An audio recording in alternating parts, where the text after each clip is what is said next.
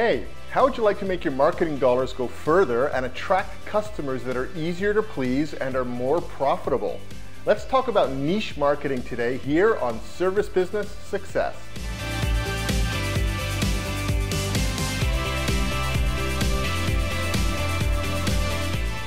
Hi, my name is Martinjongejan. Thanks for checking out my channel, where you get to learn from my mistakes and screw-ups in building my service-based business to hopefully build a better business of your own. Today we're going to be talking about finding a niche for your business and the benefits of being very targeted with your marketing efforts.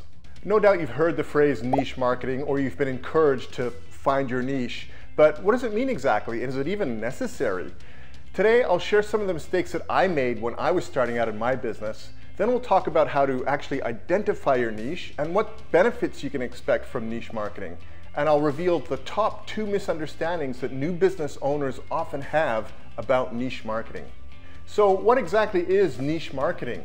A niche, by definition, is essentially a very specific segment of a larger market as defined by certain criteria or demographics. It's actually a subset of a larger market.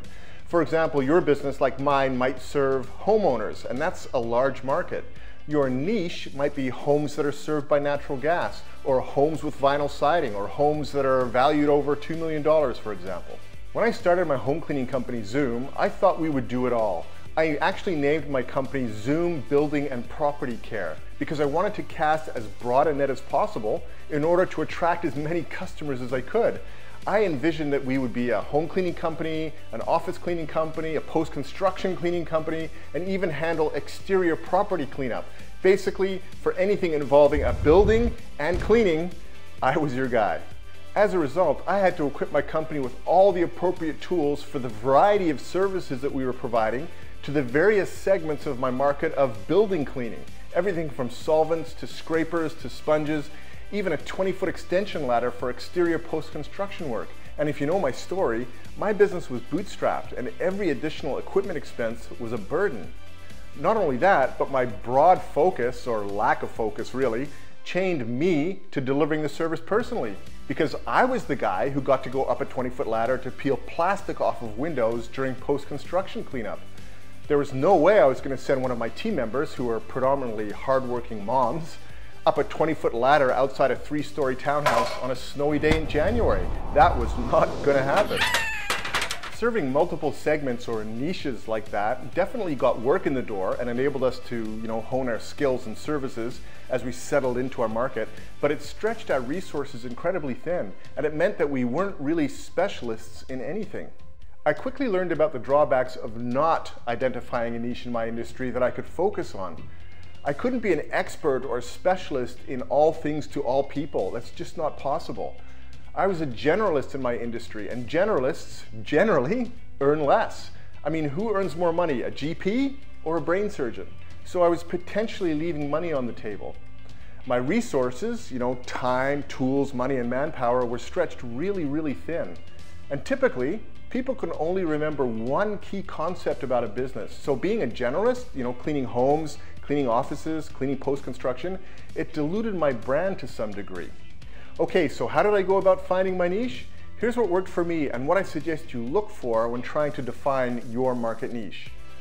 First, your niche has to be large enough to support your business and be profitable, and it has to be easy to identify and to reach.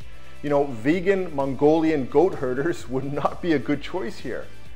Next, identify what jobs you take on that are the most profitable. Where are your margins the best? Then identify what jobs are easiest for you to succeed at, to really knock out of the park and thrill your customers with the fewest resources. And then finally, consider what jobs you can be the best in your field and dominate at.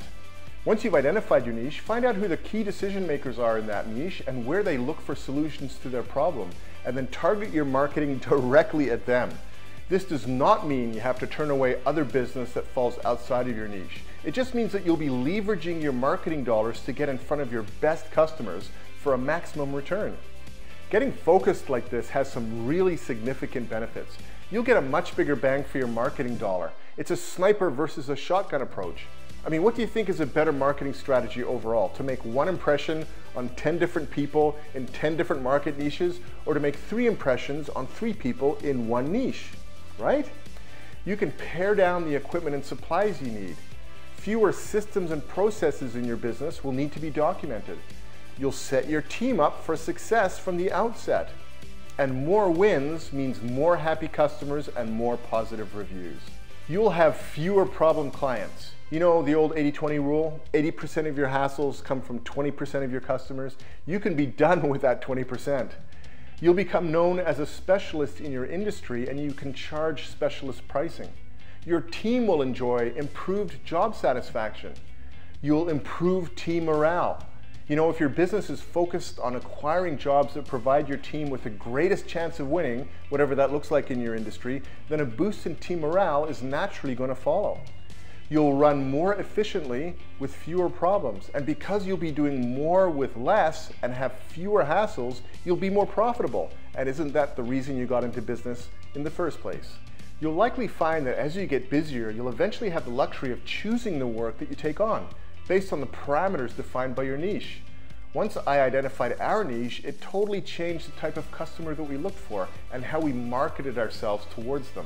I even changed our doing business as name to Zoom Home Cleaning Experts to clearly and concisely describe exactly what we do. Over the years, we've become really specific about the type of work that we take on. We no longer take on any post-construction work. We don't do one-time cleans like spring cleaning or move-in or move-out cleans. We found that type of work to be a huge suck on resources. It's time-consuming, it's difficult to schedule, it has leaner margins and a higher failure rate. Why would I want those? There are plenty of other local cleaning companies that specialize in that type of work, and I'm happy to pass on their number as a referral, so at least I'm providing value to the people who call. Our focus is on the busy homeowner that has us over regularly on a bi-weekly schedule. That is our bread and butter. Okay, as promised, here are the top 2 mistakes that business owners, particularly new ones, make regarding niche marketing. I actually alluded to them a little earlier in the video. Number 1 is casting too broad a net and trying to be all things to all people. It's just not possible. And you know, I get it. The fear is that we don't want to turn away a potential paying customer because every revenue dollar counts, particularly in the early days. But trust me, that is a long-term recipe to run yourself ragged on lower paying work. And in the end, you'll be nobody special to anyone. The number 2 mistake they make is not understanding that niche marketing is not about saying no to business. Sometimes you have to take on less than desirable jobs to make ends meet because some business is better than no business, right? Niche marketing is actually about getting the biggest return on your marketing dollar and creating a customer base that enables you to run as efficiently and as profitably as possible.